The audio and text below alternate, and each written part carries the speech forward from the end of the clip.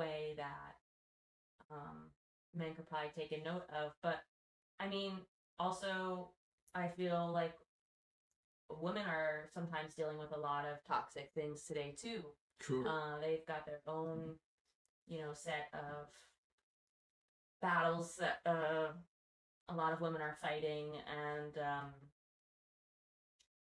it's hard to know what communities are quote unquote on your side, if that makes sense, So, what do you have to say to women about LOA being on their side and LOA being really feminist and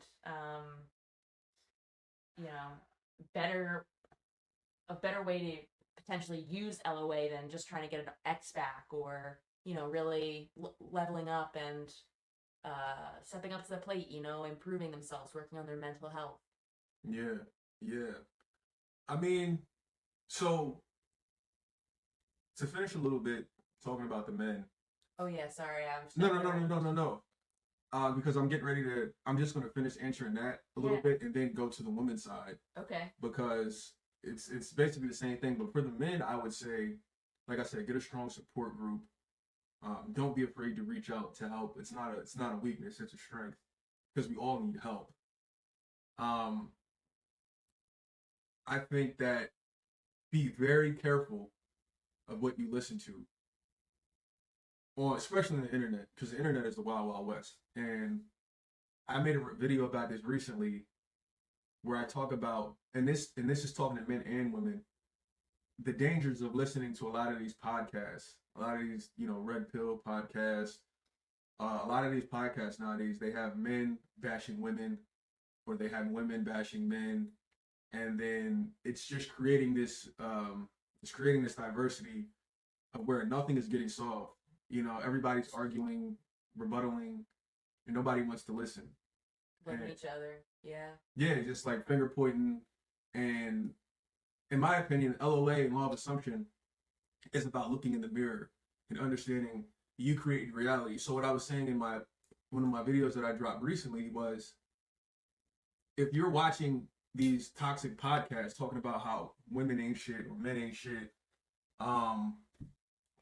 and like that's what you're seeping that into your subconscious mind, right? And as we all know that follow this stuff, whatever's in your subconscious mind is what's gonna, develop in your life. And so I tell people all the time, you gotta stop watching these podcasts just bashing women. You gotta stop watching these podcasts just bashing men, because you don't know, like, that's your beliefs are becoming that. And so, don't be upset if you continue to perpetuate the same toxic patterns, the same toxic relationships, because a lot of people, and I said this in videos in the past, and a lot of people, when I say it, they just like, ooh, because they feel it.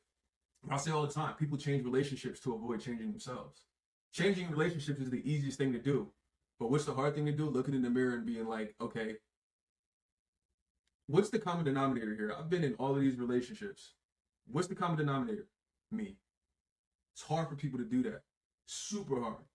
Because everybody, especially nowadays, everybody wants to be a victim. You talked about mental health earlier. People want to be victims so bad nowadays. People that aren't even victims, they're trying to look for shit just to make themselves victims. And when you have victim mentality, and you and I talked about this before off camera, obviously, when you have victim mentality, you can't heal. You can't grow. Because when you have victim mentality, it's saying you have power over me. When you say you're not a victim anymore, that's actually you taking your power back. Which is why I don't like when I see people blaming the government for a lot of stuff, even though, the government's the government, whatever. But I tell people all the time, I don't care if Trump's in office. I don't care if Biden's in office. I don't care who's in office. I'm going to do what I got to do to take care of me. I'm not relying on Donald Trump to take care of me. Donald Trump's not going to pay my bills. I'm not relying on Joe Biden. Joe Biden don't pay my bills. He's asleep right now. I don't know where he at. He probably somewhere. He probably asleep right now. Somebody's writing his speeches. The girl that lives across the street from me, she went to school with a girl that writes his speeches. I don't think I ever told you that before.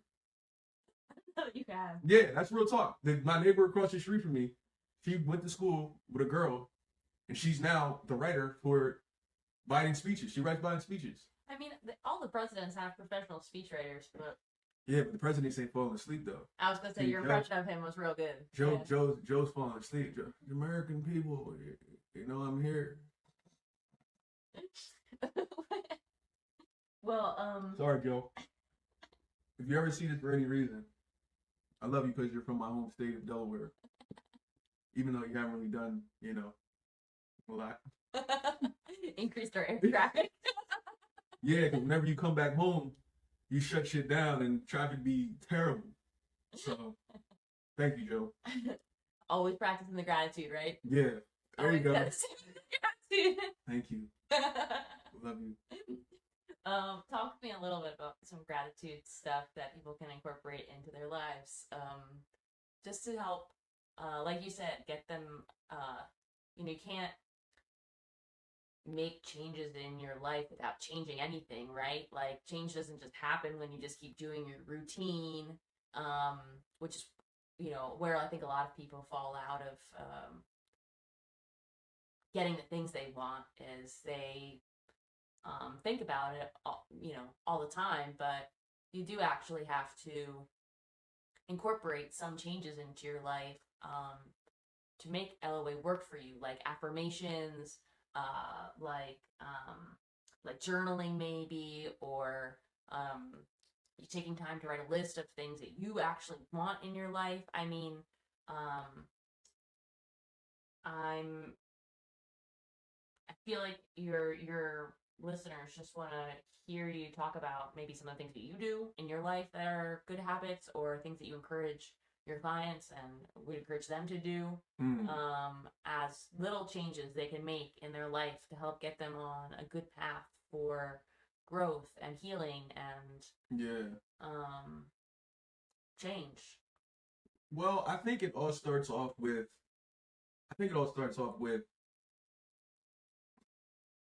just knowing that no matter how bad your situation is, especially if you live in America, like if you live in the Western world, you live in Canada, if you live in America, if you live in Western Europe, I mean, are there some things to complain about? Sure.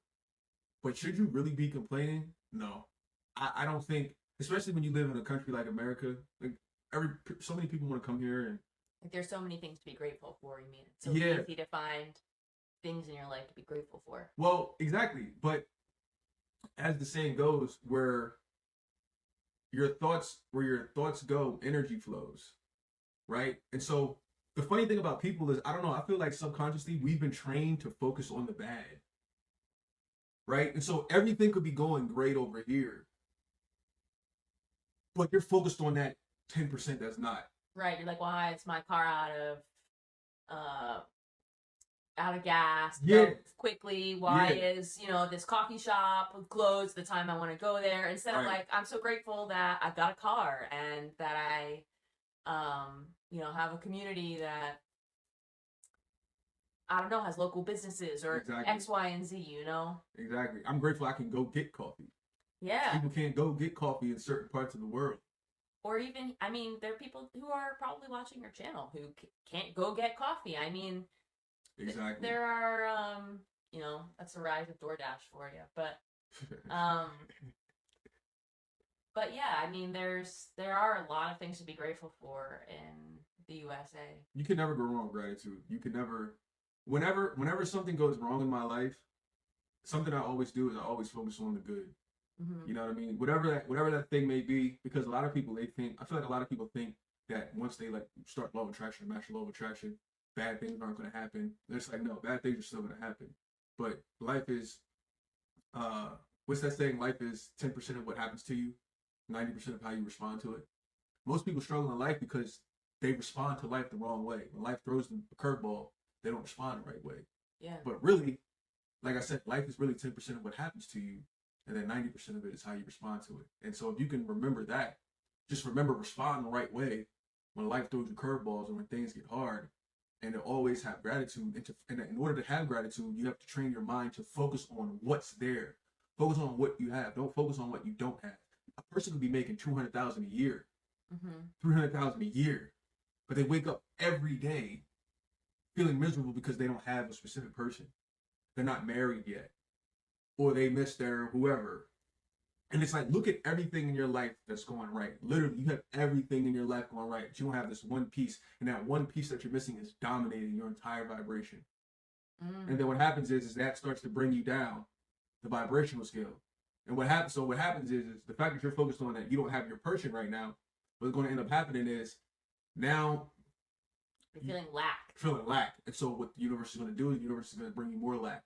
Because now you're focused on this small lack over here, but you make the small lack this big, even though it's really this big. Instead of being so grateful, your life is so full, maybe, that you have time for so many activities. Exactly. Or good income and maybe a steady job or a boss that you like, or and that fullness, community. Exactly. And that fullness is what's, and the funny thing is that fullness that you speak of is what's going to bring you your person. Right. You feel that focus on that. And law of attraction says that when you're at your highest vibrational energy, in your highest vibrational state, somebody will pick up on that, or the universe will pick up on that, and give that back to you in kind. But probably that whatever you're picking up is also in a high vibration, right? That's also probably why it doesn't work to try and get back with your exes, because even if you are healing yourself and doing the work and putting the time and just getting up the steps and up the levels of your own life, you're if you do manifest your SP back, then you're going to do two different vibrations. And two different vibrations still, because who's to say that they're doing the same kind of work on themselves? And no wonder that kind of falls out of sync very quickly when people do happen to get what they want. You just quickly realize, oh, I don't know if I want this anymore. Or well, it happens all the time. And I mean, I've experienced that where I've elevated to such a high level, and then people come back, and you realize like, oh man, I'm not even like on that wave anymore. I'm so glad whatever happened. Like I don't care about this no more. I don't care about you no more. But sometimes it takes a long time to get there. And a lot of people were just living in I think you call it the instant snack food world. Oh, microwave generation. Microwave generation. Snack food world. Snack food, microwaves,